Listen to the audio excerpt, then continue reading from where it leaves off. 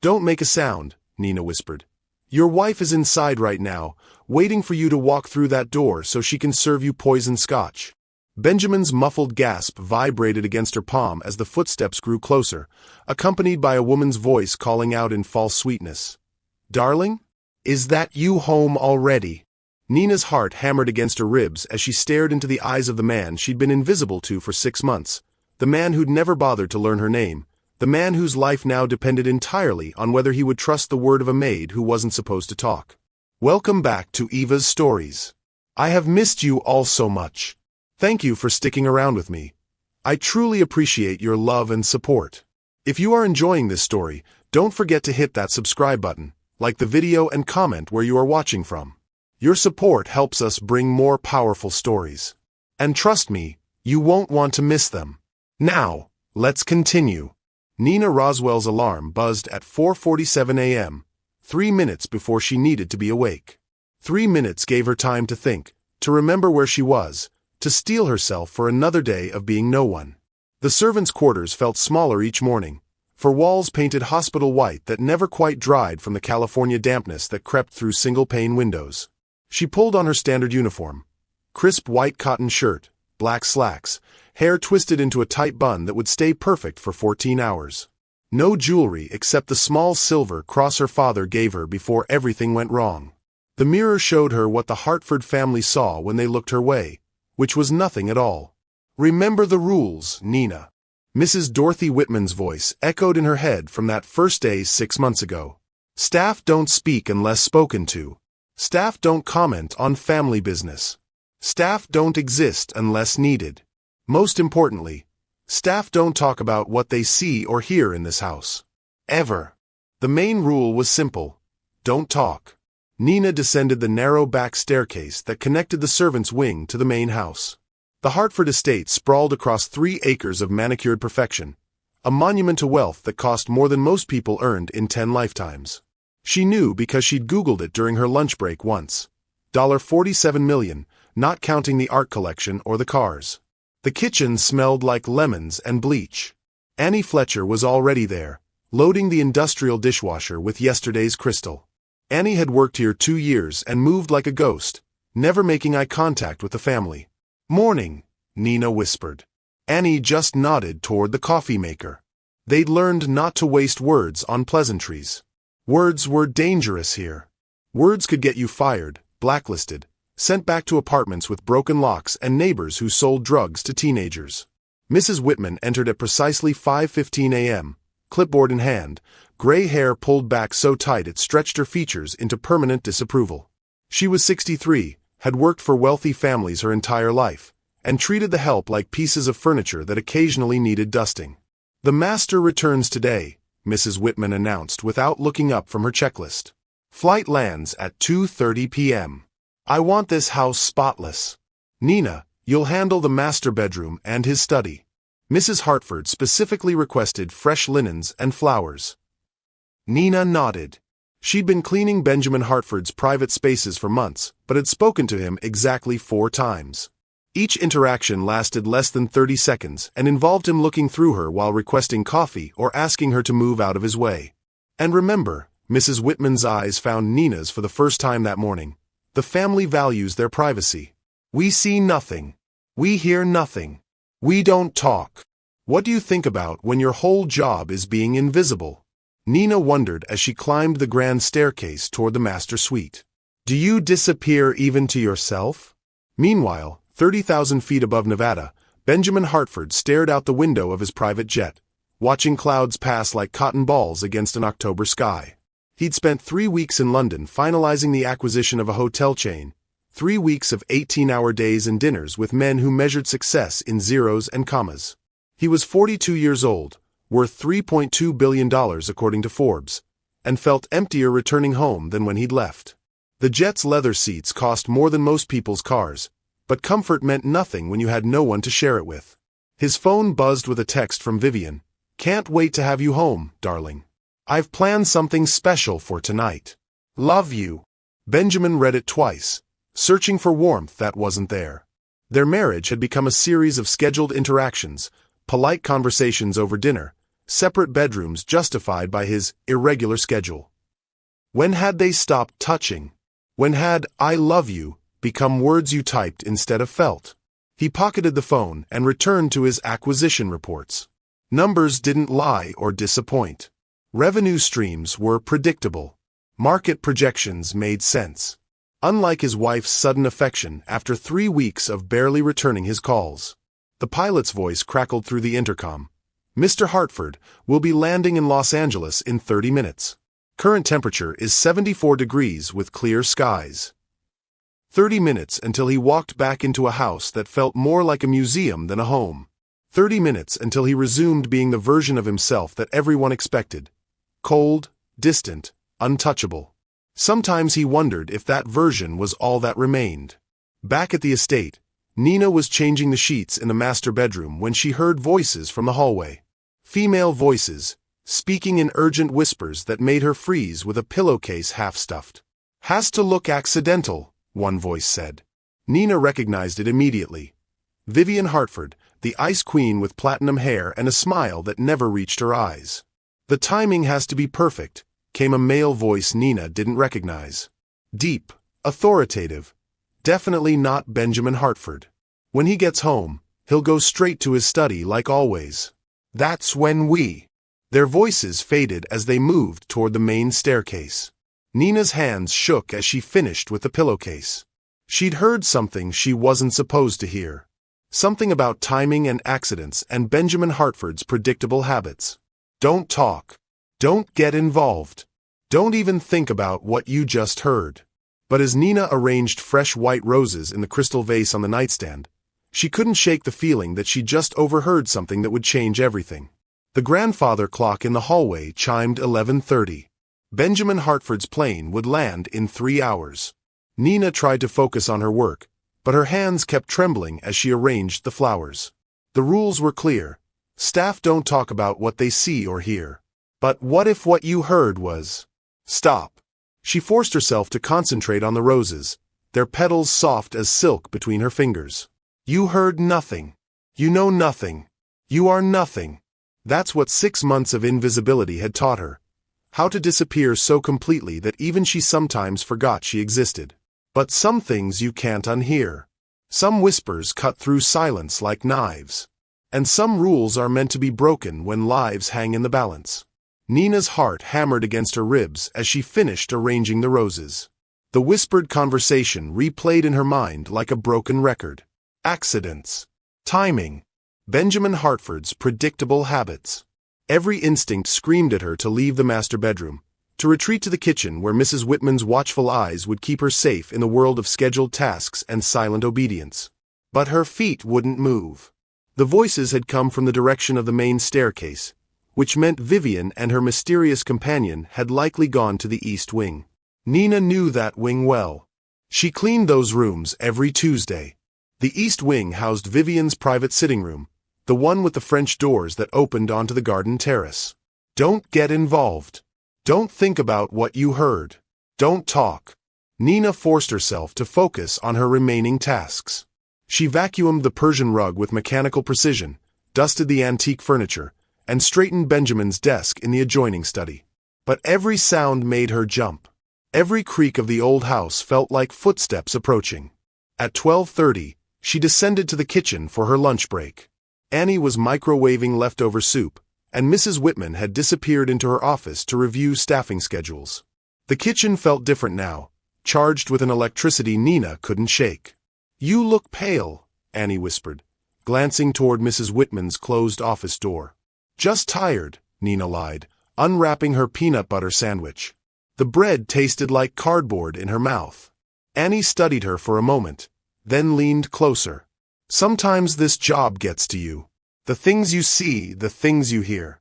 The trick is learning how to forget. What if you can't forget? Then you remember why you need this job more than you need your conscience." The words hit Nina like cold water. Annie was right. This job paid $2,800 a month, more than Nina had ever earned in her life. It came with health insurance, 3 meals a day, and a roof over her head. It meant she could send money to her mother in Phoenix, who cleaned office buildings for minimum wage and lived in a studio apartment with bars on the windows. But what if keeping this job meant watching someone die? At 1 p.m., Nina returned to the second floor to clean the guest bathrooms. As she passed the east wing, she heard voices again. This time, they were coming from behind the partially open door of Vivian's sitting room. Nina knew she should keep walking. Knew she should focus on bleach and bathroom tiles and the safety of invisibility. Instead, she found herself setting down her cleaning supplies and moving closer to the door. "The medication will be tasteless in his evening scotch," Vivian was saying, her voice clinical and detached. "Preston, you're certain the dosage will cause the heart attack within 30 minutes? "Completely certain." The male voice belonged to someone comfortable with violence, someone who'd clearly thought through every detail. "The autopsy will show natural causes. Stress-induced cardiac arrest. Very believable for a man his age with his workload." Nina's hand flew to her mouth, stifling a gasp. They weren't just planning an accident. They were planning murder. Premeditated, calculated murder. "And our little insurance policy?" Vivian asked. "The maid will be perfect." Nina Roswell, 26 years old, no family connections. Previous employer was a convenience store in Phoenix. "She'll be the one to discover the body. And when police search her room, they'll find the empty medication bottle we planted there this morning." The floor seemed to tilt beneath Nina's feet. They knew her name. They knew her background. They had already planted evidence in her room to frame her for Benjamin Hartford's murder. "Brilliant," Vivian purred. "A desperate maid steals heart medication from my purse, thinking she can sell it. Instead, she accidentally gives him a lethal dose while serving his evening drink. Tragic mistake. Involuntary manslaughter at worst. She'll get 10 to 15 years. Maybe less with a good lawyer claiming it was accidental. Perfect. By the time she gets out, if she gets out, no one will remember this case or care about the testimony of a convicted felon." Nina pressed her back against the hallway wall, struggling to breathe. 10 to 15 years in prison for a crime she didn't commit. 10 to 15 years because she was nobody, because she was invisible, because people like her were disposable. "What time does Benjamin usually have his evening scotch?" Preston asked. 7 o'clock sharp. He's incredibly predictable. Goes to his study immediately after dinner, pours 2 fingers of Macallan 25, and reviews his financial reports for exactly 1 hour before retiring. "And you'll be where?" "At my book club meeting, of course. 20 witnesses who can confirm I was discussing Victorian literature when my poor husband died of natural causes." Nina heard the sound of ice clinking in glasses. They were toasting. They were celebrating the death of a man who wasn't even home yet, celebrating the destruction of a woman they'd never bothered to see as human. Her vision blurred with tears of rage and terror. She thought about her mother, working double shifts and calling every Sunday to ask if Nina was eating enough, sleeping enough, safe enough. She thought about the father she'd lost to gang violence when she was 16, how the police had barely investigated because one more dead Hispanic man in Phoenix wasn't worth their time. Now they planned to make her the scapegoat for another man's death. "The medication is already in place?" Vivian asked. "Hidden in your purse, exactly where it should be if someone stole it. The empty bottle is in the maid's room, tucked behind her dresser where police will find it during their search." "And you're certain she'll be the one to serve his evening drink?" "Absolutely. We checked her schedule with Mrs. Whitman. Nina handles all evening service to his study. She'll deliver the scotch at exactly 7 o'clock, just like she has every night for the past 6 months." Nina's legs gave out. She slid down the wall until she was sitting on the carpet, her back pressed against the cold plaster. 6 months of faithful service, 6 months of being the perfect invisible employee, and they'd studied her routines like a lab rat. They knew she served Benjamin his evening scotch. They knew her schedule, her background, her vulnerabilities. They'd chosen her specifically because she was powerless, because she was alone, because no one would believe her word against a billionaire's widow. "What about the Hartford heir issue?" Preston asked. "If he dies before signing the new will?" "That's been handled. I found the new will in his safe last week and destroyed it. According to his current legal documents, I inherit everything. The company, the properties, the investments. All of it. Clever woman. I've been planning this for 2 years, darling. Ever since I realized that boring, cold man would never give me what I deserve. He's been too busy building his empire to notice that his wife has been building her own. Nina closed her eyes, trying to process the magnitude of what she'd heard. This wasn't just murder. This was the theft of a business empire worth billions. And she was the expendable pawn they'd used to cover their tracks. The sound of chairs scraping against hardwood made her freeze. They were moving. Getting up. The meeting was ending. Remember, Vivian said, nothing changes in our behavior today.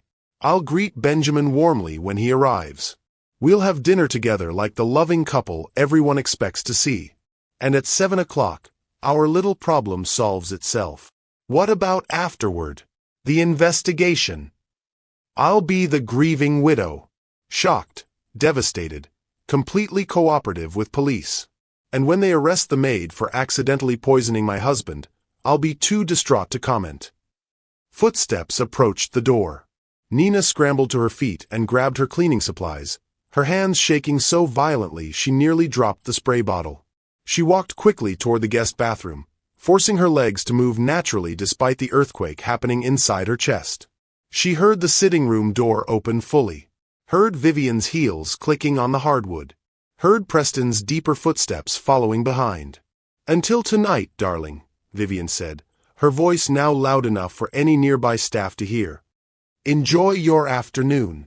Looking forward to it, Preston replied, playing his part perfectly.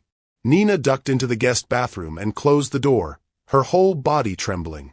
She sat on the edge of the bathtub and buried her face in her hands, trying to make sense of what she'd learned.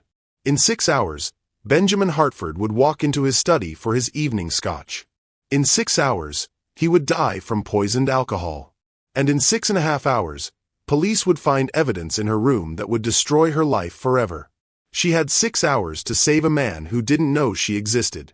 6 hours to prevent her own imprisonment. 6 hours to decide if she was brave enough to break the most important rule of her employment. Don't talk. Outside the bathroom window, she could hear the distant hum of traffic on Sunset Boulevard.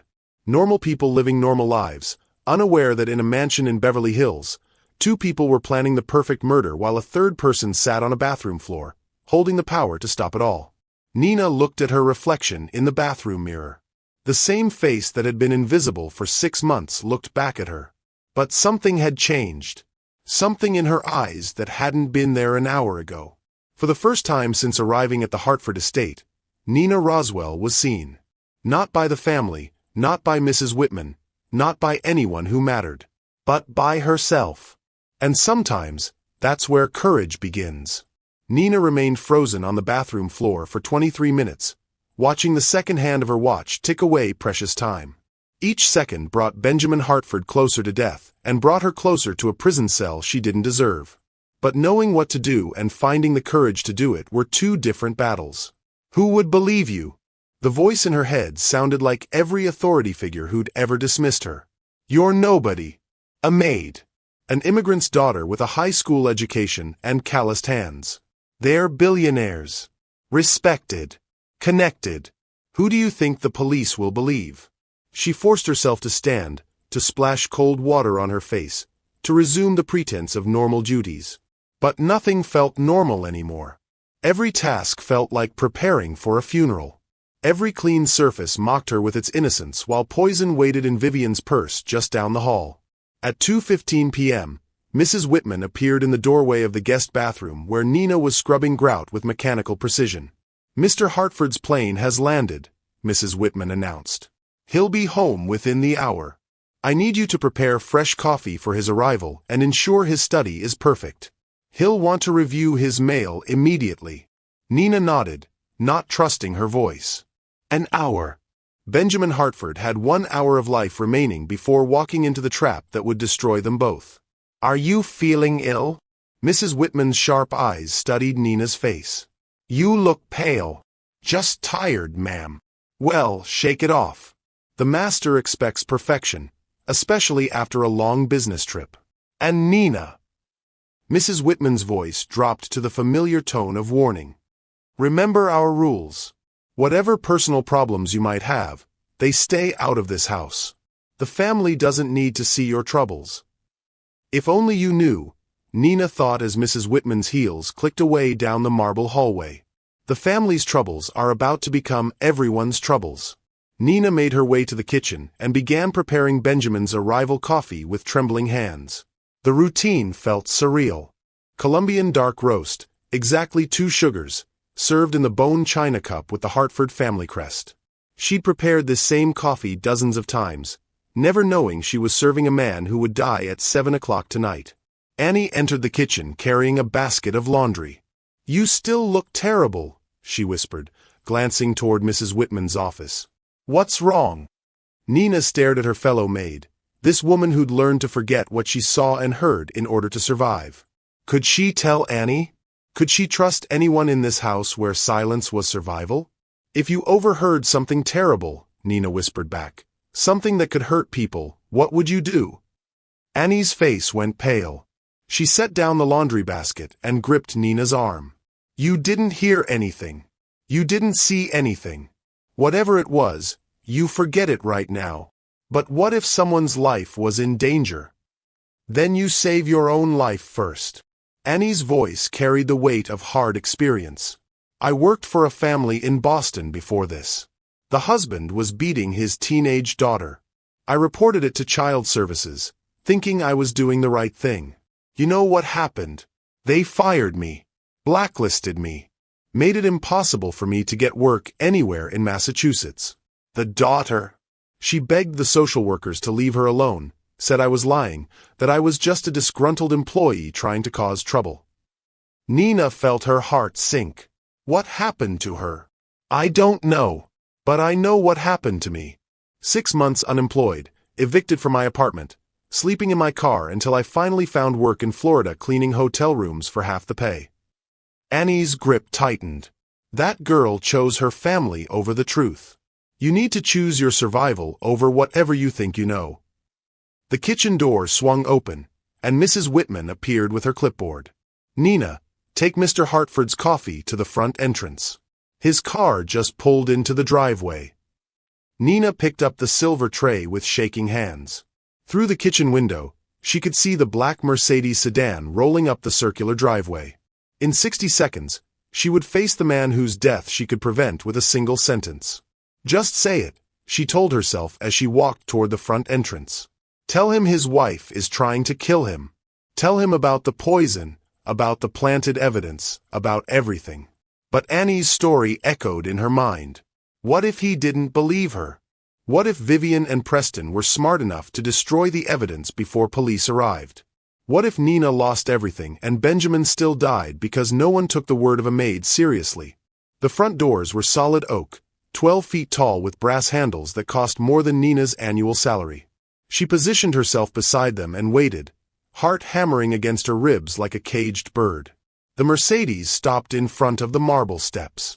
The driver, a professional chauffeur named Robert whom Nina had seen but never spoken to, got out and opened the rear door. Benjamin Hartford emerged looking exactly like what he was, a man who owned the world but found no joy in it. His charcoal suit was perfectly tailored, his black hair silver at the temples, his expression distant and tired. At 42, he carried himself with the unconscious authority of someone who'd never been told no, never been ignored, never been invisible. He climbed the front steps without acknowledging Robert, without noticing the perfectly maintained gardens, without seeing anything except the next task on his mental checklist. This was a man who moved through life in a bubble of wealth and isolation, protected from the real world by money and staff, and the assumption that everyone around him existed solely to serve his needs. The front doors opened, and Benjamin Hartford stepped into his foyer for the last time. "Welcome home, sir," Nina said, offering the coffee tray with hands she willed to stop shaking. Benjamin glanced at her for perhaps 2 seconds. No recognition flickered in his dark eyes. She was furniture to him, a function rather than a person. He took the coffee cup without saying thank you, without acknowledging her existence beyond the service she provided. "Has my wife returned from her errands?" he asked, directing the question to the air rather than to Nina specifically. "Yes, sir. Mrs. Hartford is in the East Wing." He nodded and walked toward his study, coffee cup in hand, already pulling out his phone to check messages. Nina watched him go, this man who would be dead in 4.5 hours unless she found the courage to break every rule that kept her employed. Say something, her conscience screamed. Say anything. But her voice remained locked in her throat. Benjamin disappeared into his study and closed the door. Nina stood alone in the foyer, empty silver tray in her hands, knowing she'd just let the only person who could save both their lives walk away. At 3:30 p.m., Vivian Hartford made her entrance. She descended the main staircase like a queen granting audiences to peasants. Platinum blonde hair swept into an elegant twist, wearing a cream-colored silk dress that probably cost more than Nina earned in 3 months. Diamond earrings caught the afternoon light streaming through the windows, casting tiny rainbows across her perfect makeup. "Nina," Vivian said, her voice honey-sweet with an undertone of ice. "I trust everything is prepared for my husband's return?" "Yes, ma'am. Mr. Hartford is in his study reviewing his correspondence." "Perfect." Vivian's smile never reached her eyes. "I'll be dining out this evening with my book club, so please ensure my husband has everything he needs for a quiet evening at home. You know how he values his routine." The casual cruelty of it stole Nina's breath. Vivian was discussing her husband's final meal as if planning a dinner party. She was looking directly at the woman she intended to frame for murder and speaking about routines she planned to use as weapons. "Of course, ma'am. Will you be requiring anything before you leave?" "Actually, yes." Vivian moved closer, close enough that Nina could smell her expensive perfume and see the cold calculation in her blue eyes. "I seem to have misplaced some medication from my purse. Heart pills that belonged to my late mother. They're quite strong, and I'm concerned about liability if someone were to accidentally ingest them." Nina's blood turned to ice water. Vivian was laying the groundwork for the story she'd tell police. The concerned wife, worried about missing medication. The tragic accident that no one could have prevented. "I haven't seen any medication, ma'am." "I'm sure you haven't." Vivian's smile grew sharper. "But if you do happen to find them, please bring them to me immediately. Such medications can be quite dangerous in the wrong hands." The threat hung in the air between them like smoke. Vivian knew that Nina knew. She was daring her to speak up, confident that a maid's word would never be believed over a billionaire's widow. "I'll keep an eye out, ma'am." "I'm sure you will." Vivian turned and walked toward the East Wing, her heels clicking a countdown on the marble floor. Nina stood frozen in the foyer, understanding with crystal clarity that she'd just been warned. Vivian had looked her in the eye and told her exactly what was going to happen. The missing medication. The dangerous accident. The liability of the wrong person having access to something deadly. It was psychological warfare, designed to keep Nina silent through fear and hopelessness. At 4:15 p.m., Nina returned to the servants' quarters and sat on her narrow bed, staring at the wall where somewhere behind her dresser, an empty medication bottle waited to destroy her life. The evidence was already in place. The story was already written. All that remained was for the clock to strike 7 and for Benjamin Hartford to take his final drink. She thought about calling the police, but what would she say? That she'd overheard a conversation about medication and timing? That a billionaire's wife was planning to kill her husband? Without evidence, without proof, it would be her word against theirs. She thought about running, but where could she go? Her name was already connected to this crime. If she disappeared before Benjamin died, it would only make her look more guilty. She thought about confronting Benjamin directly, but he'd barely acknowledged her existence in 6 months. Why would he believe the desperate claims of a maid he'd never bothered to see as human? Every option led to the same conclusion. She was trapped. The afternoon sun slanted through her small window, marking time like a sundial counting down to disaster. In 3 hours, Benjamin Hartford would die. In 3 hours and 30 minutes, police would find the evidence that would send her to prison for a crime she didn't commit.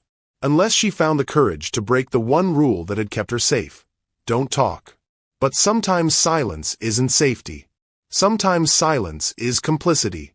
And sometimes the only way to save yourself is to save someone else first.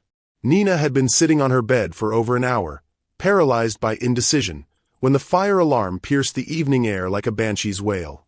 The sound sent her shooting to her feet, heart already racing from an afternoon of terror. Through her small window, she could see no smoke, no flames, nothing to indicate an actual emergency. But the alarm continued its relentless shrieking, echoing through every room of the Hartford mansion. Mrs. Whitman's voice boomed over the house's intercom system.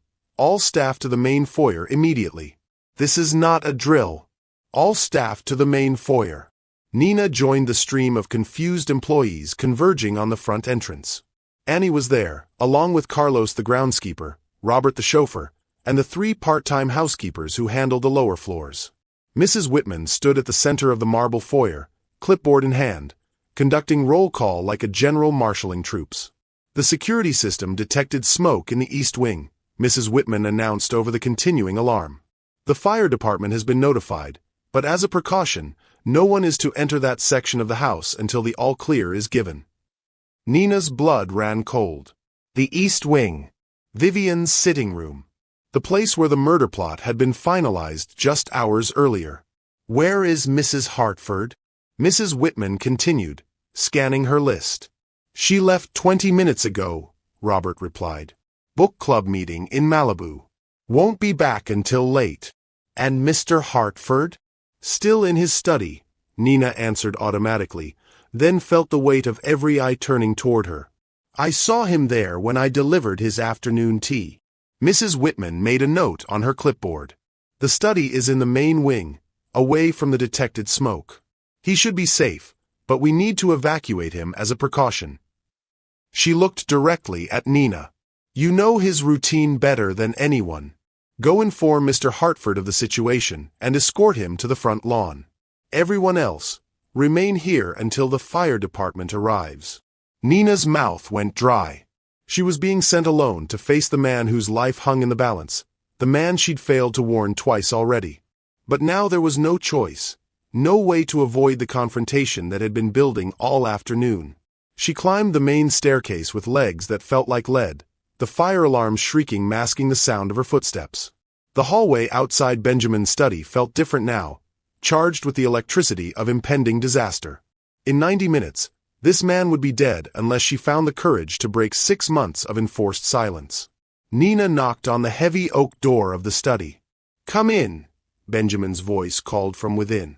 She entered to find him exactly where she'd expected. Behind his massive desk, reading glasses perched on his nose, surrounded by financial reports and legal documents. The afternoon light streaming through the windows caught the silver in his hair, making him look older than his 42 years.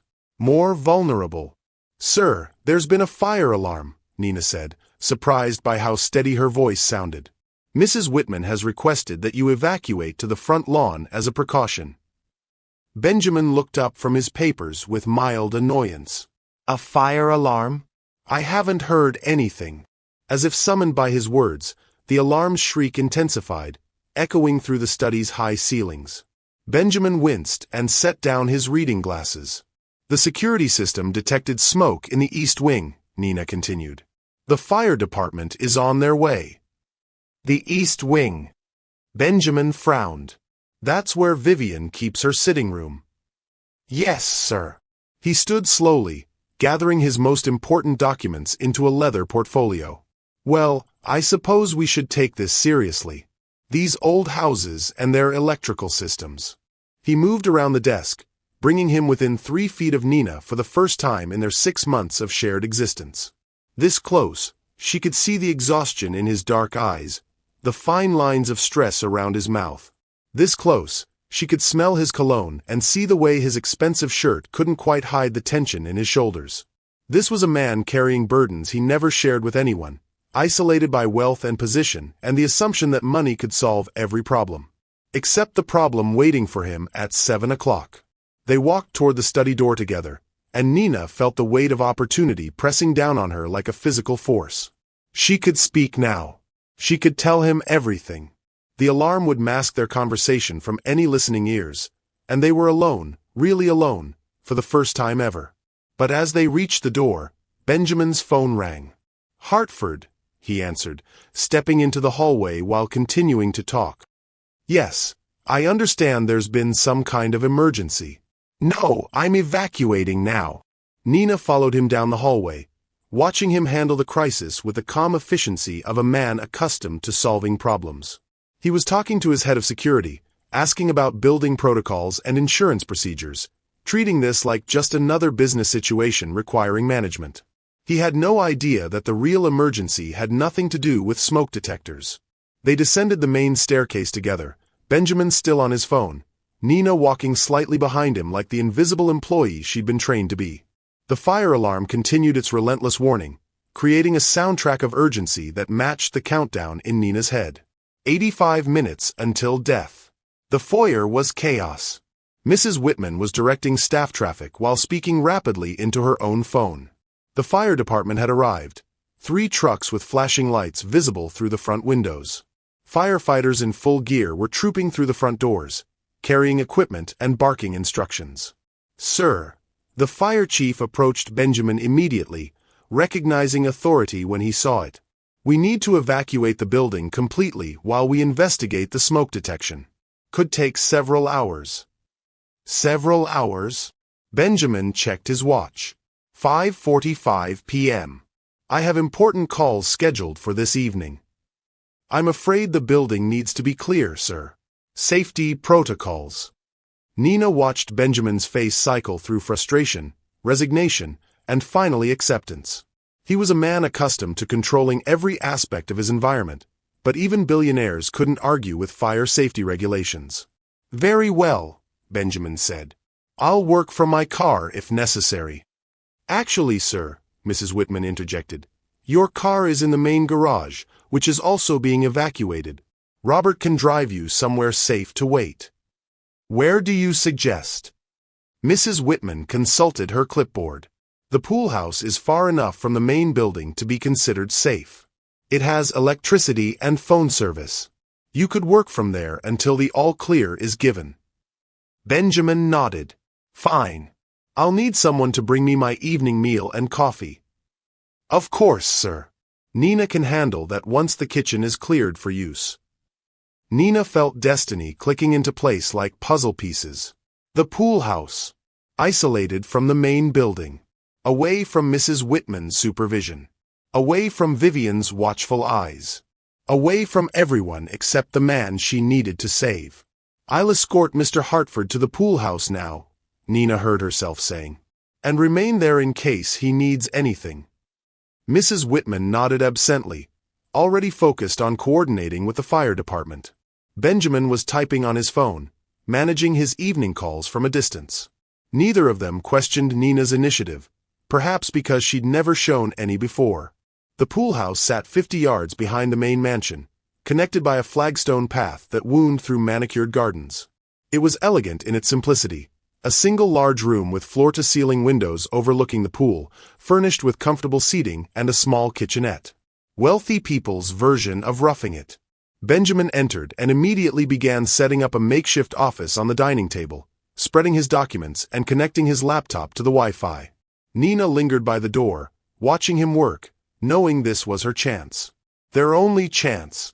Sir, she began, then stopped as her voice cracked. Yes. Benjamin didn't look up from his laptop. Would you like me to prepare coffee? Please. And see if you can reach the kitchen to arrange dinner. Something simple. I'll likely be here until late. Nina moved to the kitchenette, grateful for something to do with her shaking hands. As she prepared the coffee, she could hear Benjamin on the phone with his London office, discussing acquisition details and market projections. His voice was confident, authoritative, completely unaware that he was living his final hours. She served the coffee in a simple ceramic mug, not the bone china he was accustomed to. When she set it beside his laptop, he glanced up for just a moment. Thank you. He paused, clearly trying to remember her name. Nina. Sir. Nina Roswell. Thank you, Nina. The first time he'd ever said her name. The first time he'd acknowledged her as a person rather than a function. Something broke open in her chest at the sound of her own name in his voice. This man who was about to die didn't even know who she was, and somehow that made everything worse. Benjamin returned to his phone call, and Nina retreated to the small seating area by the windows. Outside, the sun was beginning its descent toward the horizon, painting the sky in shades of orange and pink. Beautiful and terrible, like watching a countdown painted in sunset colors. She looked at her watch. 6:15 p.m. 45 minutes until Benjamin would normally return to his study for his evening scotch. 45 minutes until Vivian's plan reached its deadly conclusion.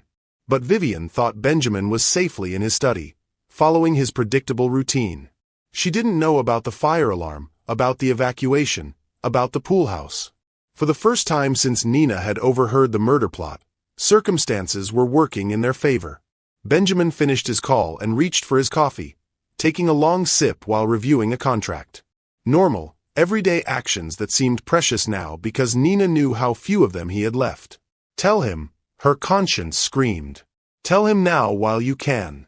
But her voice remained trapped behind 6 months of training, 6 months of invisibility, 6 months of being told that her thoughts and feelings and knowledge didn't matter. Benjamin glanced at his watch. What time do they typically serve dinner? 6:30, sir. Good. I'll want to return to the house by 7. I have my evening routine to maintain. Nina's blood turned to ice. He was planning to return for his 7 o'clock scotch. Planning to walk directly into the trap that would kill him. The fire alarm had only delayed the inevitable. Unless she found her voice in the next 29 minutes.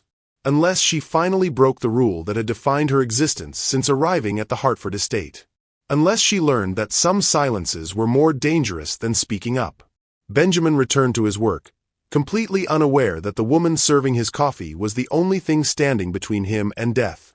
Completely unaware that his predictable routine had become a weapon pointed at his heart.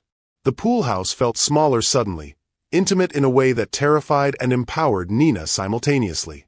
They were alone together, really alone, with no Mrs. Whitman to monitor her behavior, no other staff to witness her breaking protocol. Just a billionaire and a maid, trapped together by circumstance, with 28 minutes to save both their lives. Nina looked out at the sunset and made her choice. Mr. Hartford, Nina said, her voice cutting through the quiet hum of his laptop. I need to tell you something. Benjamin glanced up, mildly annoyed at the interruption. If it's about dinner, just have them bring whatever's available. It's not about dinner. Nina stepped closer to his makeshift desk, her heart hammering so hard she was certain he could hear it. It's about your wife. Something in her tone made Benjamin stop typing. He leaned back in his chair, studying her face with the focused attention he usually reserved for financial reports. What about my wife? The words stuck in Nina's throat like broken glass. 6 months of silence, 6 months of being invisible, 6 months of don't talk ward against the desperate need to save this man's life. She looked at his face, really looked at it, and saw something she'd never noticed before, loneliness. Deep, bone-deep loneliness that all the money in the world couldn't fill. She's planning to kill you tonight, Nina said, the words tumbling out like water through a broken dam. At 7 o'clock when you have your evening scotch. She's going to poison it. Benjamin's expression didn't change for 5 full seconds. Then he laughed, a short, sharp sound without humor. I'm sorry, what did you just say? Your wife and a man named Preston are planning to murder you. I overheard them this afternoon. They have heart medication, something strong that will cause a heart attack. They're going to put it in your scotch and make it look like natural causes. Benjamin stood slowly, his face cycling through disbelief, anger, and something that might have been fear. Nina, is it? That's a very serious accusation you're making about my wife. I know how it sounds. I know you have no reason to believe me. But they've already planted evidence in my room to frame me for it. An empty medication bottle that will make it look like I stole the pills and accidentally gave you too much. Frame you? Benjamin's voice was sharp now, focused. Why would they frame you? Because I'm nobody. Because I'm disposable. Because who would believe a maid over a billionaire's widow? Nina's voice cracked, 6 months of invisibility bleeding through her words. They know my schedule, they know I serve your evening scotch, they know I have no family connections or money for lawyers. I'm the perfect scapegoat. Benjamin walked to the window, staring out at the pool where the setting sun painted the water gold and crimson. His shoulders were rigid, his hands clasped behind his back in the pose Nina had seen him take when closing difficult business deals. "This is impossible," he said finally. "Vivian and I may have our problems, but murder? That's insane." "Is it?" Nina moved closer, desperation making her bold. "When's the last time she told you she loved you and meant it? When's the last time you had a real conversation? When's the last time she seemed happy to see you come home?" Benjamin's silence stretched long enough to answer the question. "They're not doing this for passion," Nina continued. "They're doing it for money. Your wife mentioned a will, something about inheriting everything if you die before signing a new one." Benjamin turned sharply. "What did she say about a will?" "That she found your new will and destroyed it. That according to your current legal documents, she inherits your entire estate." The color drained from Benjamin's face. "My new will was locked in my private safe. The combination is known only to me and my attorney. Maybe your attorney isn't as trustworthy as you thought. Or maybe your wife is more resourceful than you realized." Benjamin walked back to the table and sat down heavily, his head in his hands. "The new will would have changed everything. Most of my estate was going to charity, with Vivian receiving only a modest allowance. She would have gone from inheriting billions to receiving a few million. That's motive for murder. But poison? A conspiracy. This sounds like something out of a movie." Benjamin looked up at Nina with eyes that wanted to disbelieve but couldn't quite manage it. "Why are you telling me this? Why risk your job, your reputation, everything?" Nina thought about lying, about giving him a noble reason that would make her sound heroic. Instead, she told him the truth.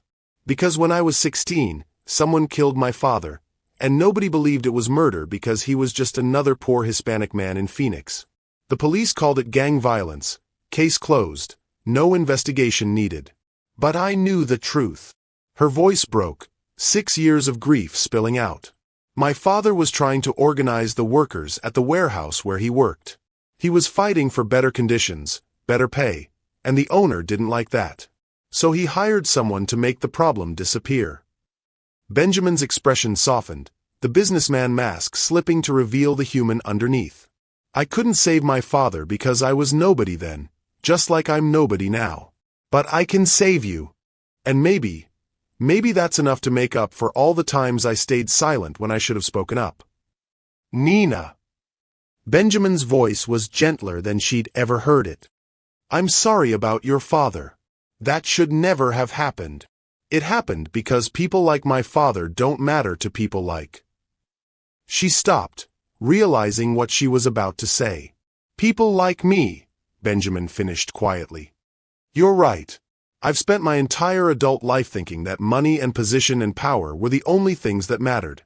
I've treated my employees like furniture, my wife like a business partner, and myself like a machine that only needed to produce profit." He stood and walked to the kitchenette, pouring himself a glass of water with hands that trembled slightly. "Do you want to know the truth about my marriage? Vivian and I haven't shared a bedroom in 2 years. We haven't had a real conversation in longer than that. I knew she was having an affair, I just didn't care enough to confront her about it." Nina felt something shift in the space between them, a crack in the wall that had separated employer from employee, wealthy from poor, seen from invisible. "I thought if I just kept working, kept building the company, kept accumulating more wealth, eventually I'd feel something. Satisfaction, maybe. Happiness. But all I felt was emptiness." Benjamin's laugh was bitter. "And now you're telling me that the woman I thought was just indifferent to me actually wants me dead." I heard them talking about it for 20 minutes. Every detail. The timing, the method, the cover story. They've been planning this for 2 years. Benjamin was quiet for a long moment, processing information like the businessman he was. When he spoke again, his voice was steady and focused. "If what you're saying is true, then we have a problem. It's 25 minutes until 7 o'clock. If I don't return to the house for my evening routine, Vivian will know something's wrong. She'll either postpone the plan or accelerate it. Or she'll find another way to kill you. Exactly. So we need to be smart about this. Benjamin pulled out his phone. I'm calling the police. Wait. Nina grabbed his wrist before he could dial, feeling the electric shock of touching him for the first time. What if they don't believe us? What if Vivian and Preston have already removed the evidence? What if they turn this around and make me look like a crazy employee trying to destroy your marriage? Benjamin looked down at her hand on his wrist, then up at her face.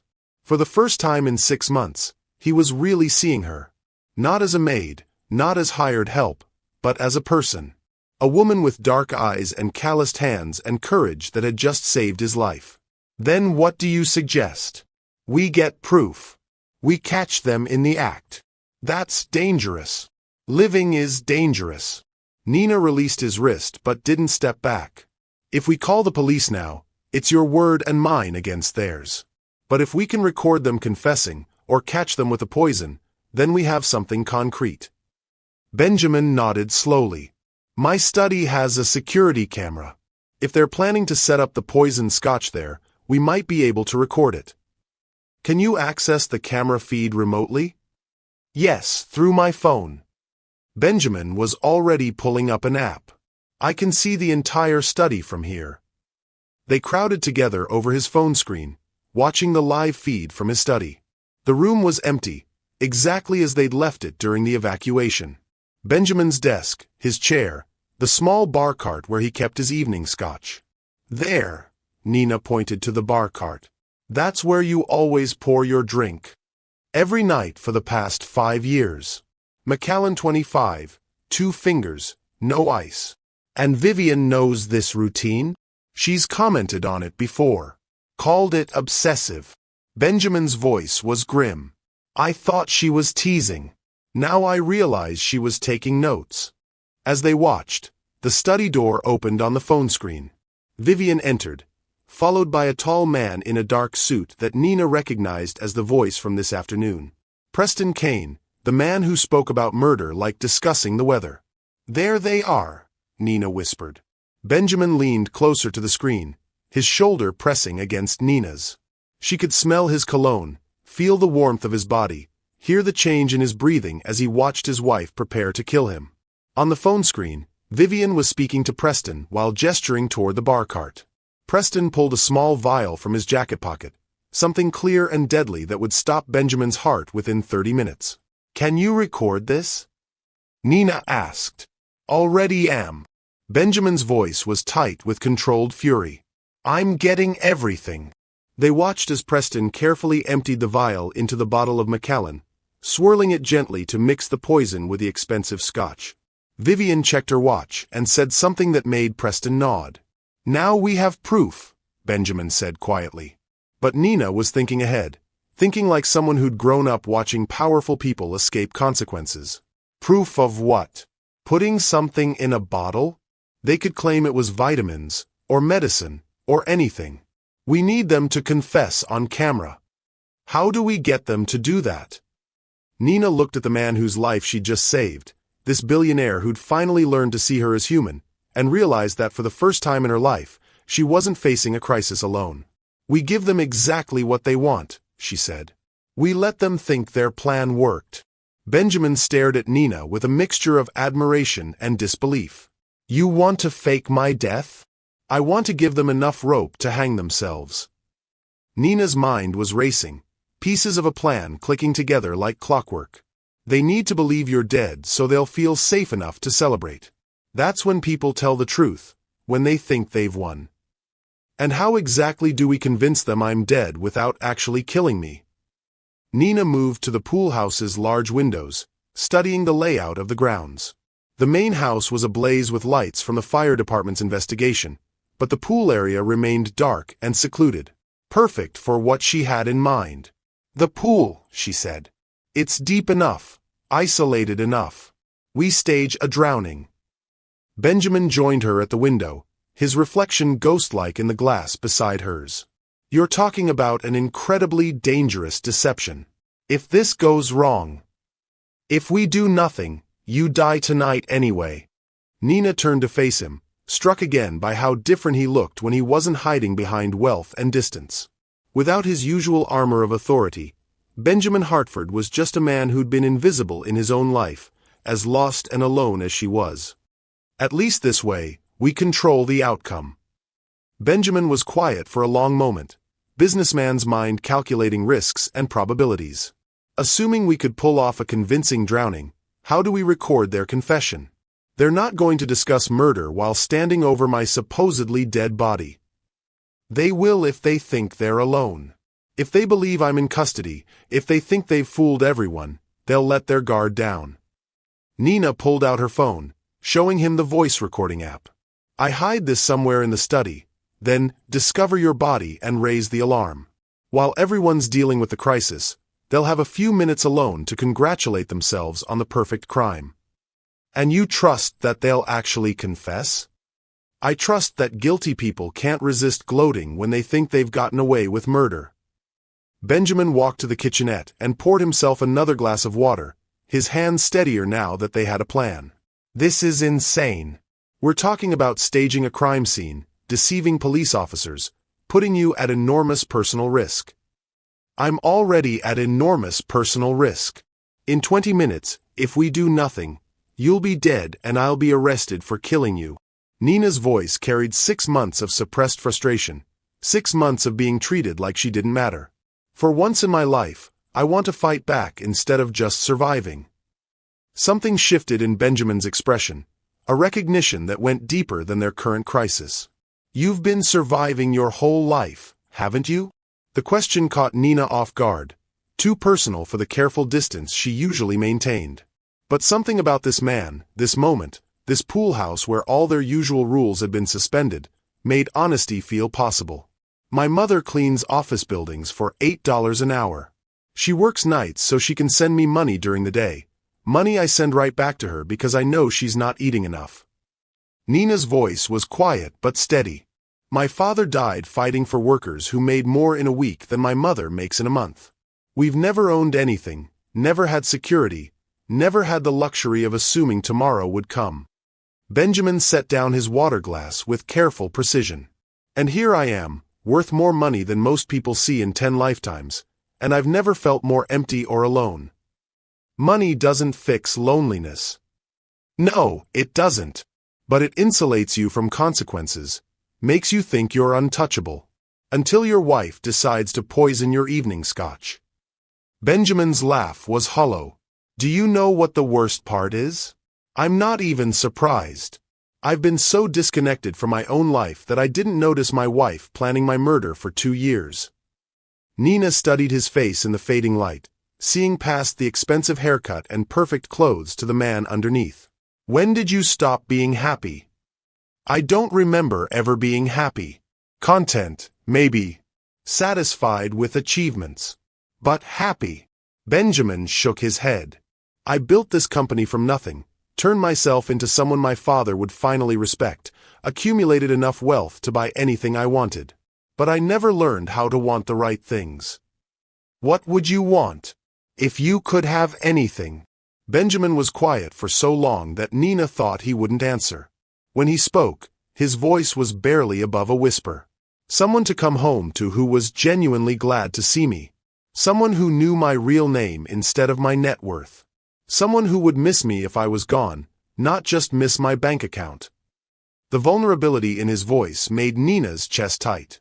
Here was a man who had everything and nothing, who'd traded connection for control and found himself completely alone. What about you? Benjamin asked. What would you want? Nina thought about her standard answer. Stability, security, enough money to take care of her mother. But looking at this man who just asked her opinion as if it mattered, she found herself telling a deeper truth. I want to matter. I want my voice to count for something. I want to walk into a room and have people see me as more than just the help. She paused, then added quietly, I want to feel like I belong somewhere. You belong here, Benjamin said, the words surprising them both. Right now, in this moment, you belong here more than I do. You're saving my life. You're risking everything to do what's right. That matters more than any job title or bank balance. Nina felt tears prick her eyes. 6 months of invisibility cracking under the weight of being truly seen. Why are you being kind to me? Because for the first time in years, someone is being honest with me. And because... Benjamin paused, searching for words. Because I'm starting to understand that I've been living like a ghost in my own life. You've been invisible because I chose not to see you. But you've been more alive in the past hour than I've been in years. The fire alarm had finally stopped, leaving the pool house wrapped in peaceful silence. Through the windows, they could see the fire trucks beginning to pack up their equipment. The emergency was ending, which meant their window for action was closing. We should call the police now, Benjamin said. Show them the recording, let them handle it. And watch Vivian and Preston hire the best lawyers money can buy. Watch them claim the recording was doctored, that I'm a disgruntled employee trying to destroy your marriage. Nina shook her head. We need more than just video evidence. We need a confession so clear and detailed that no jury could ignore it. Benjamin checked his phone. 6:52 p.m. 8 minutes until my scheduled death. Then we need to move now. Nina was already heading for the door. Are you willing to trust me? Benjamin looked at this woman who'd been invisible to him for 6 months, this woman who was risking everything to save his life, this woman who'd shown him more genuine care in 1 hour than his wife had in 2 years. Nina, he said, and the way he spoke her name made her turn back. Whatever happens tonight, I want you to know that you've already saved me. Not just from dying, but from living like I was already dead. The words hit Nina like a physical force.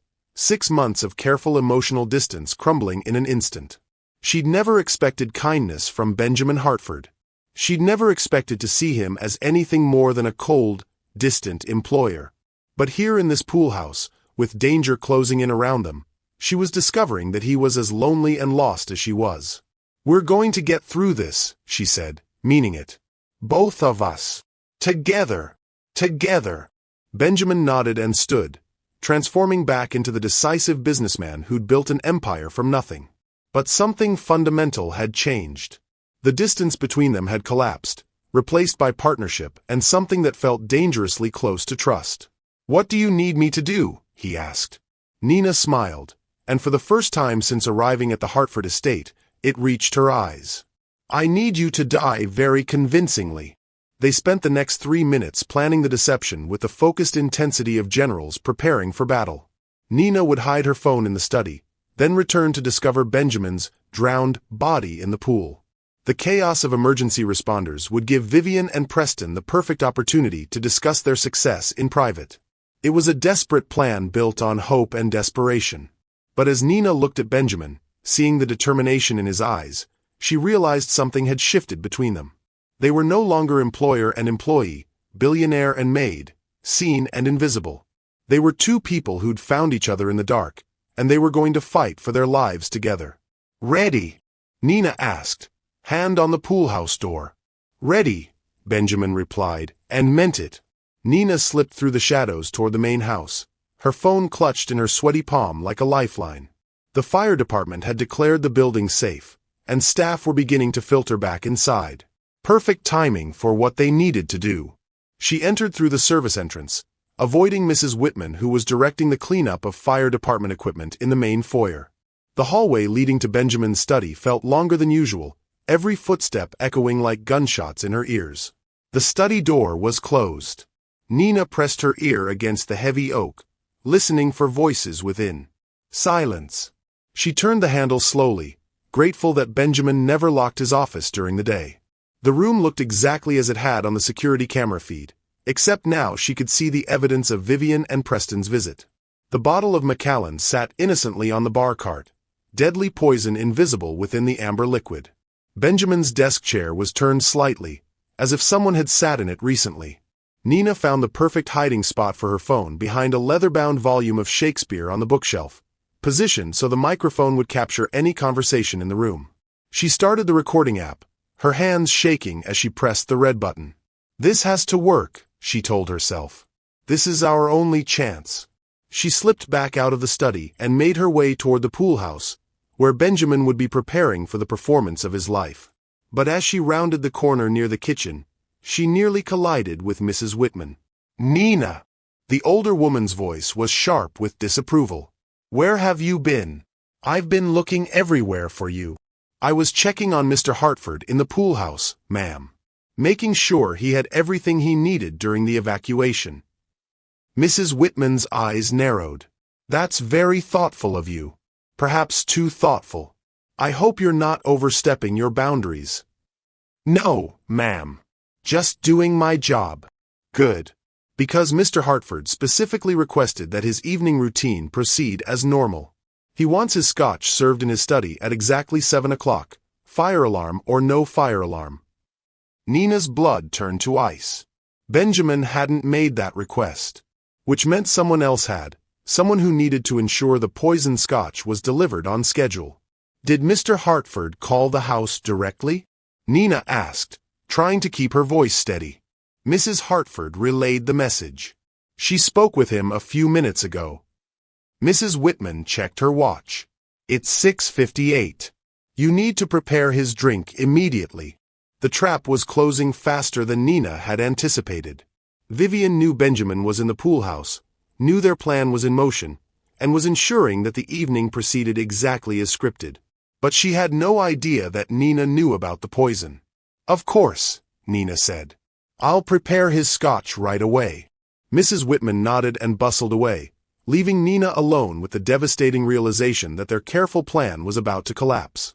She was supposed to be discovering Benjamin's drowned body right now, not preparing to serve him poisoned scotch. She pulled out her backup phone and texted Benjamin a single word, "Abort." But when she checked for his response, she found nothing. No reply, no read receipt, no indication that he'd seen her warning. Something's wrong. Nina abandoned all pretense of normal behavior and ran toward the pool house, her heart hammering against her ribs. The sun had set completely, leaving the grounds shrouded in darkness, broken only by landscape lighting and the glow from the main house. She burst through the pool house door and found it empty. "Benjamin!" she called out, but silence answered her. His laptop was still open on the table, documents scattered where he'd left them. His coffee cup sat half empty, steam no longer rising from its surface. Nina checked her watch. 7:01 p.m. Too late. We're too late. She ran outside and saw him immediately. Benjamin floated face down in the deep end of the pool, his expensive suit dark against the illuminated water. He wasn't moving. For a terrible moment, Nina thought their fake drowning had become real. But then she noticed the ripples around his body, the subtle movement that suggested controlled breathing rather than death. Benjamin was maintaining their deception, waiting for her to discover him and raise the alarm. He hadn't received her text, didn't know that Vivian had accelerated the timeline, didn't realize that their plan was already falling apart. Nina was about to call out to him when she heard footsteps on the flagstone path behind her. "Oh my God, Nina! What are you doing out here?" Nina turned to see Vivian approaching, her face a perfect mask of concern and confusion. She was wearing a black cocktail dress and pearl necklace, dressed for her supposed book club meeting that would provide her alibi. "Mrs. Hartford," Nina said, her mind racing to adjust their plan in real time. "I was looking for Mr. Hartford. Mrs. Whitman said he wanted his evening scotch, but he wasn't in the pool house." "His scotch." Vivian's eyes flickered toward the pool, where Benjamin continued his perfect imitation of a drowning victim.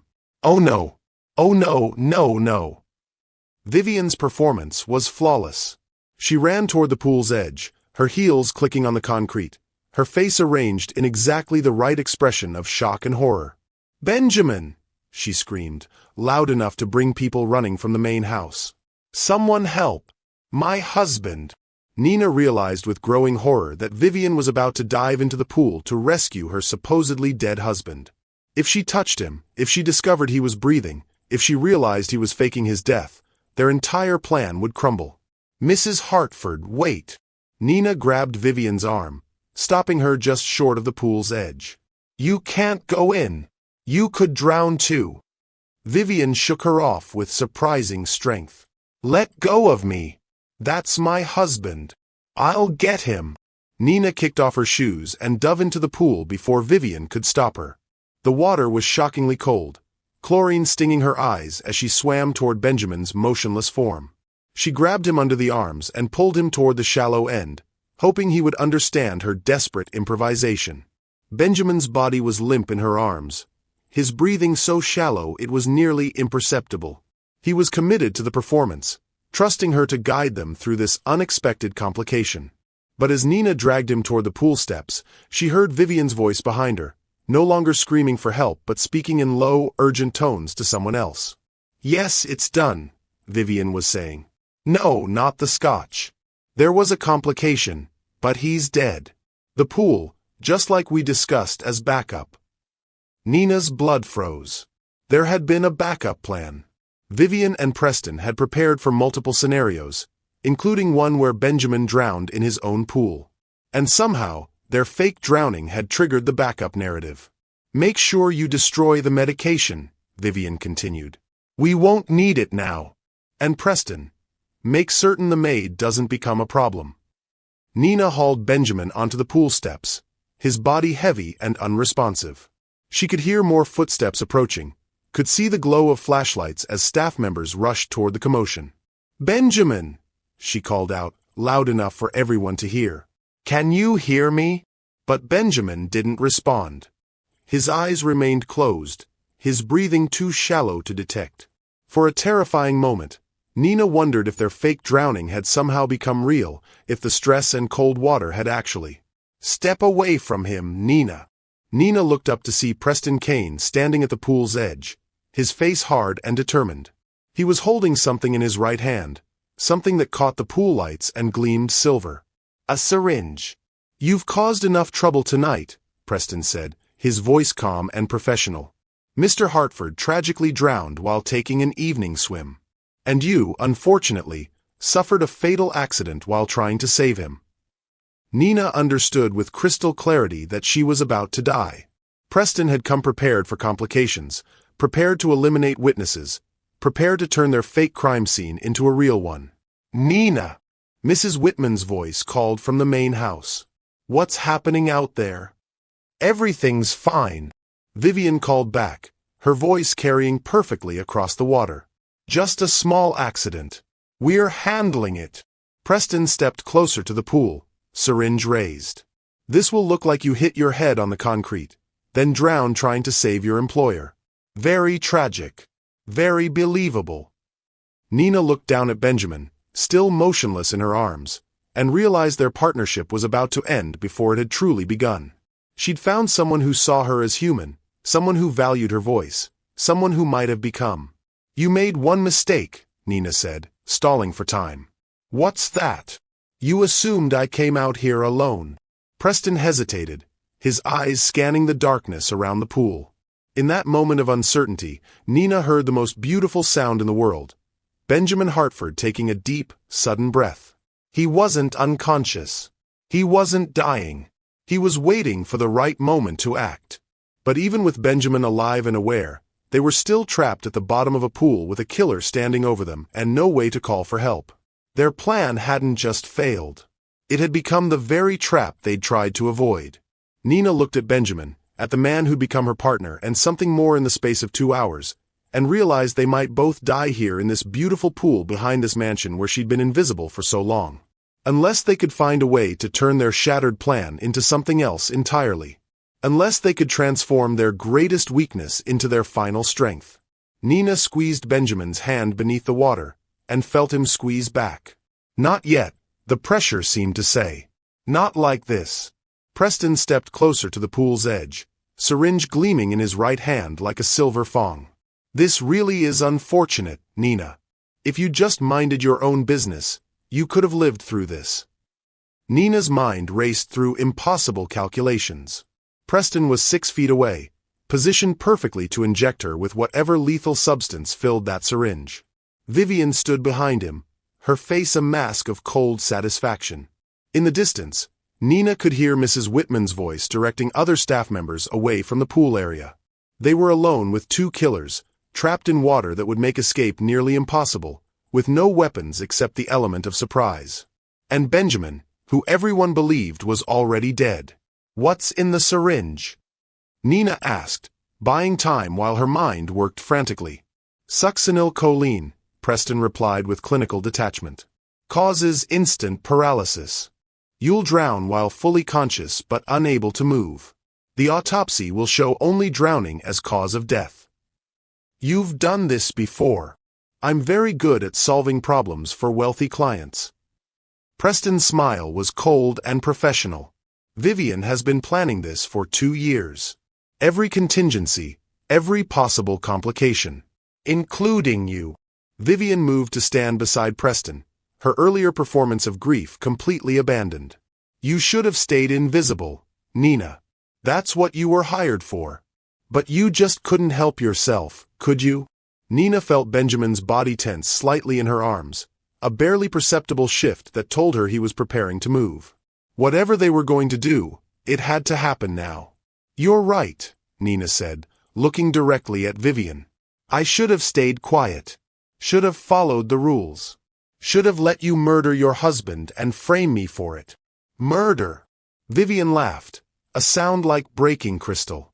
Benjamin's been dead for years. I'm just making it official. Is that what you told yourself when you destroyed his new will? When you started sleeping with Preston? When you decided $3 billion was worth more than your husband's life? Vivian's face hardened. You don't know anything about my marriage.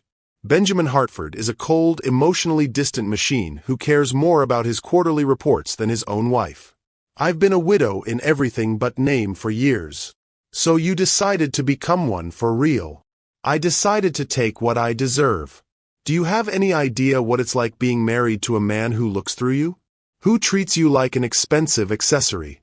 Who's never once asked what you want or how you feel? The irony hit Nina like a physical blow. Vivian was describing exactly what Benjamin had done to every employee in his house, including Nina herself. The difference was that Vivian had chosen wealth and status over love, while Nina had never been given a choice at all. He's changing, Nina said quietly. People can change. No, they can't. Benjamin Hartford will always be exactly what he is, a man who values money over human connection. And now he's about to pay the ultimate price for that choice. Preston checked his watch. We need to finish this. The staff won't stay away much longer. He knelt beside the pool, syringe raised toward Nina's exposed neck. In approximately 3 seconds, she would be paralyzed and drowning. In 4 seconds, Benjamin would be alone with 2 killers who believed he was already dead. Nina made her choice. Instead of pulling away from the syringe, she lunged toward it, grabbing Preston's wrist with both hands and pulling him toward the water. The sudden movement caught him off guard, and he tumbled forward into the pool with a splash that sent waves across the surface. At the same moment, Benjamin exploded into motion. He'd been holding his breath and playing dead for nearly 10 minutes, and now he used every ounce of stored energy to surge up from the water like a man reborn. His hands found Preston's throat before the killer could orient himself in the chlorinated chaos. Benjamin! Vivian screamed, her voice cracking with genuine shock for the first time all evening. You're supposed to be dead. Sorry to disappoint you, Benjamin gasped, wrestling with Preston in the waist-deep water. But your plan had some flaws. Preston was strong and experienced, but he was also wearing a suit that was now waterlogged and heavy. The syringe had disappeared somewhere in the pool during his fall, lost among the churning waves and struggling bodies. Nina grabbed Preston's shoulders, trying to help Benjamin restrain him, but Preston twisted free and drove his elbow into her ribs. Pain exploded through her chest, and she went under for a moment, swallowing chlorinated water that burned her throat. When she surfaced, gasping and coughing, she saw Vivian running toward the pool house. She's going for a phone, Nina shouted to Benjamin. If she calls for help first, if she spins this as a home invasion or attack. Benjamin understood immediately. If Vivian controlled the narrative, if she called 911 claiming that Nina had attacked them both, their evidence would be worthless. She could destroy the hidden recording, claim self-defense, hire lawyers who would turn Nina into the villain. Go! Benjamin commanded, still grappling with Preston. Stop her! Nina hauled herself out of the pool, her soaked clothes heavy and clinging, and ran after Vivian. Water squelched in her shoes with every step, and her ribs screamed with pain where Preston's elbow had connected, but she forced herself to move. Vivian had reached the pool house and was frantically searching for her purse, probably looking for her phone. Nina burst through the door just as Vivian found what she was looking for. "Put it down," Nina said, breathing hard. Vivian turned, phone in hand, her perfectly styled hair now disheveled and her expensive dress wrinkled. For the first time since Nina had known her, Vivian Hartford looked human. Desperate and afraid and cornered.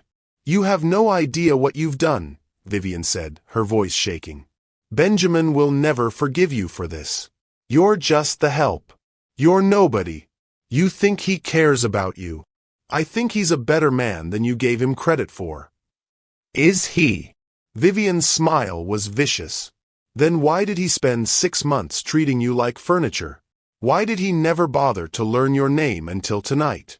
You think one evening of crisis makes you special to him." The words hit Nina like physical blows because they contained just enough truth to hurt. Benjamin had ignored her existence for 6 months. He had treated her like hired help because that's exactly what she was. Their connection tonight had been forged in desperation and danger. But what would happen when the crisis was over? "Maybe you're right," Nina said quietly. "Maybe he'll go back to being the man he was. Maybe I'll go back to being invisible. But at least we'll both be alive to find out." "You don't understand." Vivian's composure cracked completely. "I can't go to prison. I can't lose everything. I've worked too hard, sacrificed too much." "What did you sacrifice? Your marriage was already dead. Your husband was already emotionally absent. What exactly did you lose that was worth killing for?" "Control," Vivian screamed. "I lost control. Every day in that house, every minute of my life, I was dependent on his money, his decisions, his approval. Do you know what that's like? Being married to someone who holds all the power." Nina stared at this woman who'd had everything Nina had ever dreamed of: wealth, security, status, a beautiful home, and realized that Vivian's prison had been golden bars instead of poverty, but prison nonetheless. "You had choices," Nina said. "You could have divorced him. You could have started over." "With what? A prenup that would have left me with nothing? No job skills, no independent income, no identity outside of being Benjamin Hartford's wife." Vivian's laugh was bitter. "You think I wanted to become a murderer? I wanted to survive." For a moment, Nina almost understood, almost felt sorry for this woman who'd been trapped by luxury and desperation. But then she remembered the clinical way Vivian had discussed poisoning her husband, the casual cruelty of framing an innocent person, the 2 years of cold planning. "There's always another choice," Nina said. "You chose murder." Vivian's thumb moved toward her phone's screen, ready to dial 911 and begin whatever lies would save her skin. Nina made her second life-changing choice of the evening. She tackled Vivian.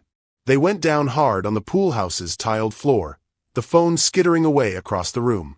Vivian was taller and had been raised with every advantage, but Nina had been shaped by necessity and desperation. She fought with the focused fury of someone who'd spent her whole life being underestimated. They rolled across the floor, Vivian clawing at Nina's face, Nina trying to pin her down. Vivian's diamond earrings scraped against the tiles, and her designer dress tore at the shoulder. All the elegance and refinement were gone, leaving only 2 women fighting for their futures. Nina finally managed to get Vivian face down on the floor, her arm twisted behind her back in a hold she'd learned from watching her father deal with drunks at the warehouse. "It's over," Nina gasped, both of them breathing hard. "It's over, Vivian." Through the pool house windows, Nina could see Benjamin hauling an unconscious Preston onto the pool deck. He was soaked and exhausted, but alive. They were both alive. Against all odds, against every advantage their enemies had possessed, against the weight of money and power and careful planning, 2 people who'd been invisible to the world had won. But as Nina looked down at Vivian Hartford, she realized that winning and surviving were 2 different things. The hardest choice was still ahead: what to do with their victory, and whether the connection she'd found with Benjamin could survive outside the crucible of crisis. The pool house door opened, and Benjamin stepped inside, water dripping from his expensive suit, his dark hair plastered to his head. "Is everyone okay?" he asked, and for the first time in Nina's memory, his concern felt genuine and personal. "We're alive," Nina replied, still holding Vivian down. "Preston. Unconscious but breathing. I called 911. Police and paramedics are on their way." Nina felt Vivian's body go limp beneath her as the fight finally went out of her completely. It was over. They'd won. They'd survived. But as she looked at Benjamin, still the billionaire CEO despite his waterlogged appearance, she wondered if they'd saved each other only to lose each other when the real world returned.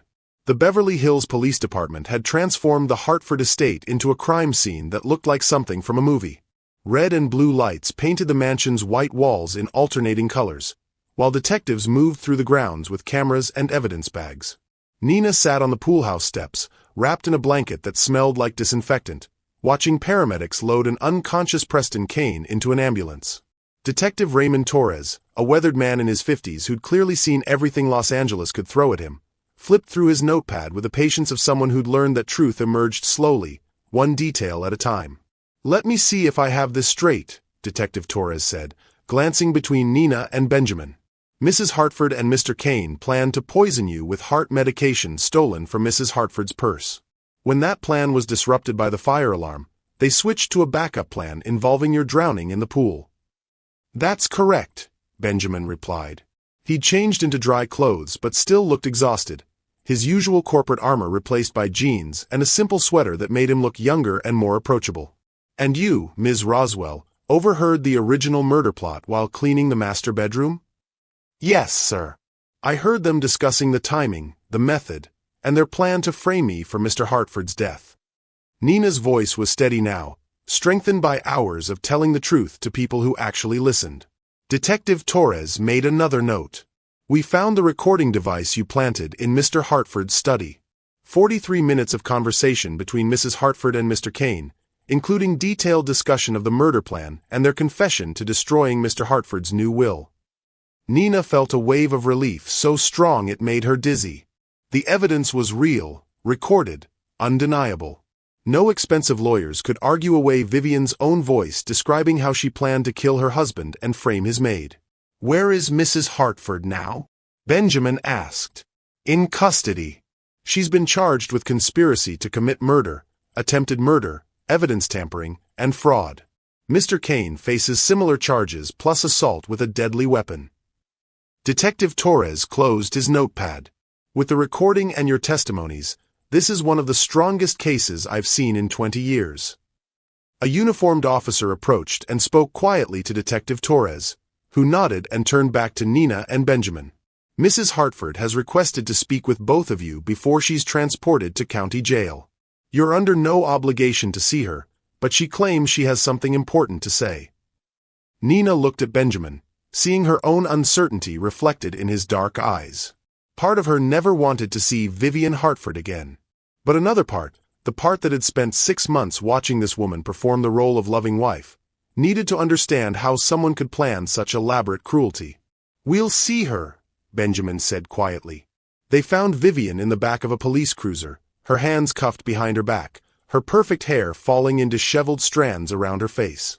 The designer dress she'd worn to establish her alibi was wrinkled and torn from her fight with Nina. Without makeup and styling, she looked older, more fragile, almost human.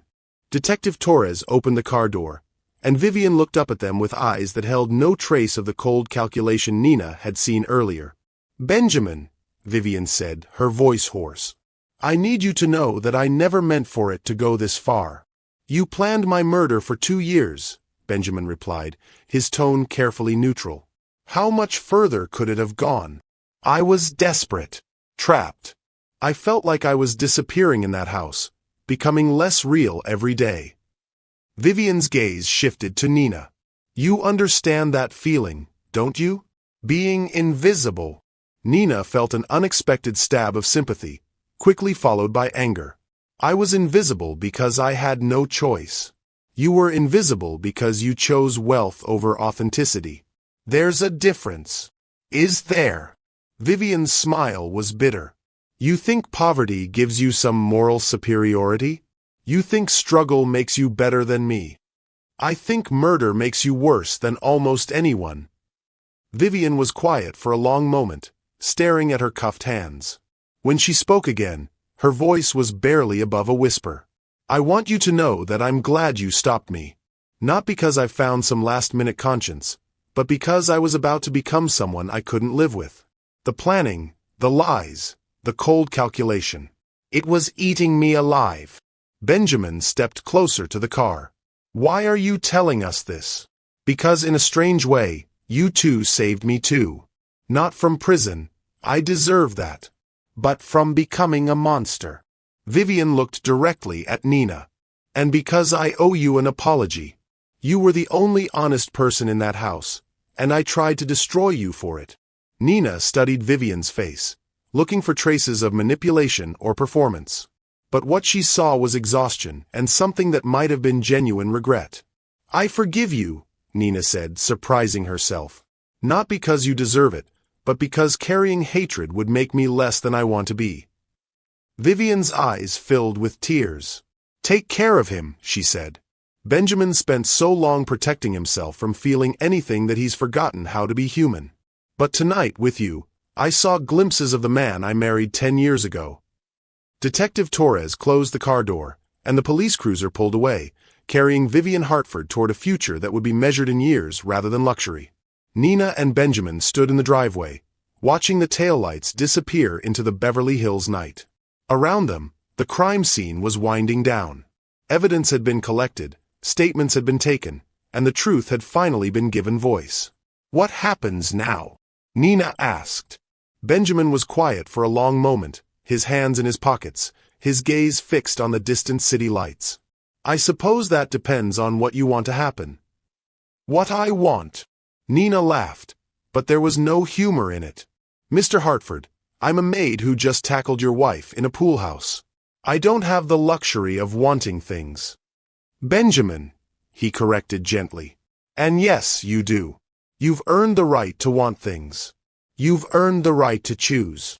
Nina felt something crack open in her chest, 6 months of careful emotional distance finally crumbling completely. I want to matter. I want my voice to count. I want to wake up tomorrow in a world where I'm not invisible. Then don't be invisible. It's not that simple. Isn't it? Benjamin turned to face her fully. Nina, you saved my life tonight. You risked everything to do what was right. You fought 2 killers and won. You've proven that you're extraordinary. The only question is whether you believe it. Nina looked at this man who'd been a stranger 12 hours ago and was now offering her something she'd never dared hope for, a future where she mattered. What about the differences between us? The money, the social class, the fact that I was your employee. What about them? Benjamin stepped closer. Tonight I learned that none of that matters. What matters is finding someone who sees you, really sees you, and chooses to stay anyway. And you see me? I see a woman who's braver than anyone I've ever met. I see someone who fought for a stranger because it was right. I see someone who made me remember what it feels like to be human. Benjamin's voice was soft but certain. I see someone I don't want to lose. Nina felt tears on her cheeks, but for the first time in years, they were tears of joy rather than sorrow. I don't want to be your employee anymore. Good. Because I'm hoping you'll consider being something much more important. What's that? My partner. In business, in life, in everything. Benjamin's smile was tentative but real. I know it's crazy. I know we've only really known each other for a few hours. But those hours showed me more truth than the past 2 years combined.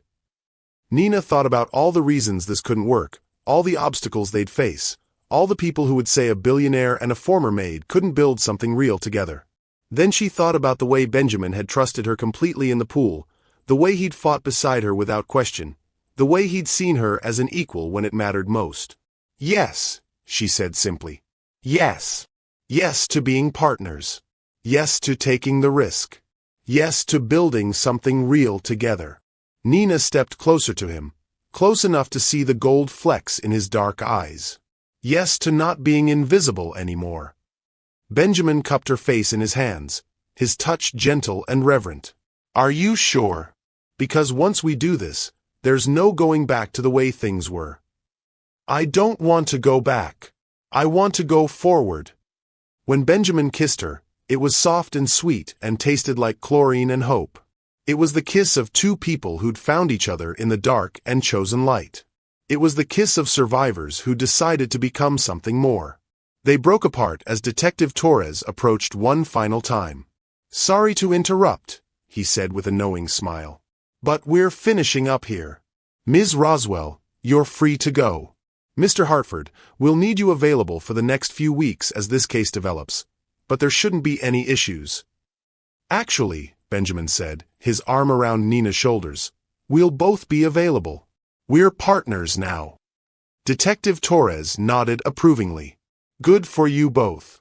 Justice works better when good people stick together." As the last police car pulled away, Nina and Benjamin walked toward the main house together. The mansion looked different now, less imposing and more like what it could become. A home instead of a museum, a place where love could grow instead of wither. "So what's our first order of business as partners?" Nina asked. "I was thinking we should start with changing the household rules," Benjamin replied. "Beginning with the most important one." "Which is?" Benjamin stopped walking and turned to face her. His expression serious, but his eyes warm with possibility. "From now on," he said, "everyone in this house is encouraged to talk. Your voice matters, Nina. Your thoughts matter. You matter." Nina smiled, feeling truly seen for the first time in her life. "I like that rule." "Good," Benjamin said, pulling her closer. "Because we're going to spend the rest of our lives proving that the best conversations happen when two people really listen to each other." As they walked toward their future together, Nina realized that sometimes the most important words aren't the ones you say, but the ones you finally have the courage to speak. And sometimes, the person who saves your life is the same person who teaches you how to live it.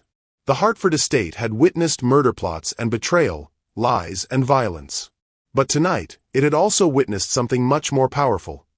Two invisible people choosing to see each other, choosing to fight for each other, and choosing to build something beautiful from the ashes of everything that had come before.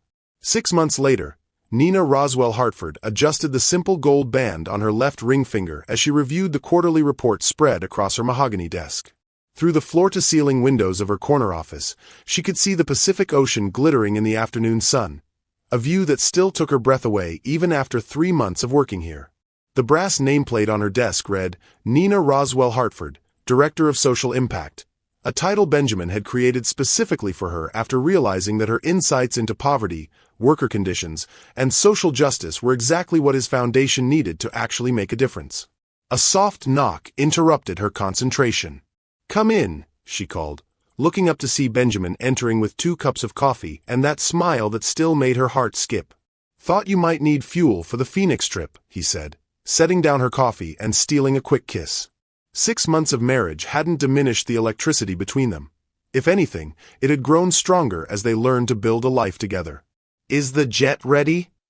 Nina asked, closing the report and reaching for her travel bag. "Ready and waiting. Your mother's going to love the new community center plans." Nina smiled, thinking about the conversation she'd had with her mother the night after Vivian's arrest. Carmen Roswell had listened to the entire incredible story with the stoic patience of a woman who'd raised a daughter to be strong, then simply said, "Mija, I always knew you were meant for something bigger. I'm proud of you for saving that man's life. Now let me talk to my future son-in-law." The transition hadn't been seamless. Carmen had initially been overwhelmed by Benjamin's wealth and what it meant for their family. But when Benjamin had quietly paid off her mortgage, arranged for her to receive full health care benefits through his company, and then asked her permission to marry her daughter, Carmen had seen past the money to the man underneath. "How's the staff adjustment going?" Benjamin asked as they walked toward the elevator. "Better than expected. Mrs. Whitman was shocked when we told her the truth about that night, but she's embraced the new household policies completely." Nina laughed, remembering the older woman's reaction to learning that her perfect employer had nearly been murdered by his wife. "She actually thanked me for saving the family honor. And she's been wonderful about training the new staff on the Everyone Matters philosophy." They'd kept most of the original staff, but with dramatically different working conditions. Fair wages, health benefits, educational opportunities, and most importantly, the knowledge that their voices mattered. Annie Fletcher had been promoted to head housekeeper and was now studying business management through the Hartford Foundation's Employee Education Program. Any word on the trial date? Nina asked as the elevator descended toward the parking garage. Vivian's lawyer is pushing for a plea deal. 25 years for conspiracy to commit murder, with possibility of parole in 15. Benjamin's voice was matter-of-fact, but Nina could see the lingering pain in his eyes. Preston's fighting the charges, but with the recording evidence, his lawyer says conviction is inevitable. The legal aftermath had been intense but ultimately straightforward. Nina had testified before the grand jury, her voice steady and clear as she recounted every detail of that terrifying night. The media had initially tried to sensationalize the story. Billionaire's wife plots murder, maid saves the day. But Benjamin's legal team had managed most of the coverage, protecting Nina's privacy while ensuring the truth was told. "Are you okay with seeing her again at the sentencing hearing?" Nina asked as they reached Benjamin's Tesla. "I am. Strangely enough, I think I've forgiven her too. Not for what she tried to do, but for showing me how empty my life had become. Her betrayal forced me to examine everything, to realize that I'd been sleepwalking through my existence." They drove toward the private airfield in comfortable silence, Nina's hand resting on Benjamin's thigh as he navigated the LA traffic. The physical ease between them had developed gradually, built on trust and genuine affection rather than desperation and crisis. "Have you thought about what you want to say to the community center group?" Benjamin asked. "I want to tell them that their voices matter. That someone is finally listening. That the Hartford Foundation isn't going to be another rich organization throwing money at problems from a distance." Nina squeezed his leg. "I want them to know that we're going to work with them, not just for them." In the 6 months since that night at the estate, they'd transformed not just their personal lives but Benjamin's entire approach to philanthropy. The Hartford Foundation had shifted from writing checks to charities to direct community engagement, with Nina leading the charge. They'd opened 3 new community centers, started job training programs in underserved neighborhoods, and established a fund specifically for domestic violence victims, including legal aid and safe housing. The private jet was a small Cessna Citation, comfortable but not ostentatious. Benjamin had learned to balance his wealth with Nina's values, keeping the practical benefits while eliminating the excess that made her uncomfortable. As they settled into their seats for the flight to Phoenix, Nina pulled out her phone to check messages. There was a text from Detective Torres. "Saw the news about the community center opening. You two are making a real difference. Proud to know you both." "Detective Torres says hello," Nina told Benjamin, showing him the message. "Good man. I should invite him and his wife to the Foundation Gala next month." "Speaking of the gala, have you decided what you're going to say in your speech?" Benjamin reached for Nina's hand, intertwining their fingers. "I thought I'd tell the truth. About how I spent years building walls around my heart, about how wealth without purpose is just expensive emptiness, and about how one woman's courage saved more than just my life." "Don't make me cry on the plane," Nina warned, but she was smiling. "Too late for that," Benjamin replied, leaning over to kiss her temple. "You've been making me emotional for 6 months now. It's only fair I return the favor." As the plane lifted off, Nina looked down at the sprawling city below, thinking about the journey that had brought them here. The Beverly Hills mansion had been sold, the proceeds donated to domestic violence prevention programs.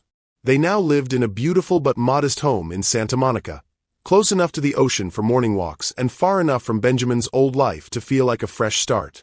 "Any regrets?" Benjamin asked, following her gaze out the window. "About which part? Tackling your wife in a pool house? Falling in love with my former boss? Or completely changing my entire life in the space of one evening?" "Any of it. All of it." Nina considered the question seriously. 6 months ago, she'd been invisible, voiceless, surviving rather than living. Today, she was flying to Phoenix in a private jet to discuss a multi-million-dollar community development project, wearing her wedding ring and carrying business cards that bore her name and a title that reflected her actual worth. "No regrets," she said finally. "Just gratitude." "For what?" For learning that sometimes the most important rule to break is the one that keeps you silent. For discovering that being seen is worth the risk of being hurt. For finding out that love doesn't have to make sense to everyone else as long as it makes sense to the people living it. Benjamin brought her hand to his lips, kissing her wedding ring gently. I love you, Nina Roswell Hartford. I love you too, Benjamin Hartford. Even if you did make me fight 2 murderers on our first date. Technically, that wasn't a date. Our first date was dinner at that little Mexican restaurant in Santa Monica where you made me try street tacos. And you nearly choked on the hot sauce. Worth it to see you laugh. As the plane headed toward Phoenix and the community that would benefit from their foundation's latest project, Nina reflected on how completely her life had changed. She'd found her voice, found her purpose, found her partner. She'd learned that being invisible wasn't protection. It was prison. And she discovered that sometimes the greatest love stories begin with the simple act of refusing to stay silent. The girl who'd once been nobody was now somebody who mattered. The maid who'd been told, "Don't talk," was now someone whose voice carried weight and whose words created change. And the billionaire who'd forgotten how to feel was now a man who woke up every morning grateful for the woman beside him, the work they did together, and the life they'd built from honesty, courage, and the radical act of truly seeing each other. In the end, they'd saved more than just each other's lives. They'd saved each other's souls. And they were just getting started. Thank you for staying with me until the very end of this incredible journey. If this story touched your heart, wait until you see what's coming next. It's even more powerful and inspiring than you can imagine. So don't go anywhere. Click on that video showing on your screen right now to dive into another amazing story that will absolutely blow your mind. Trust me, you won't regret it.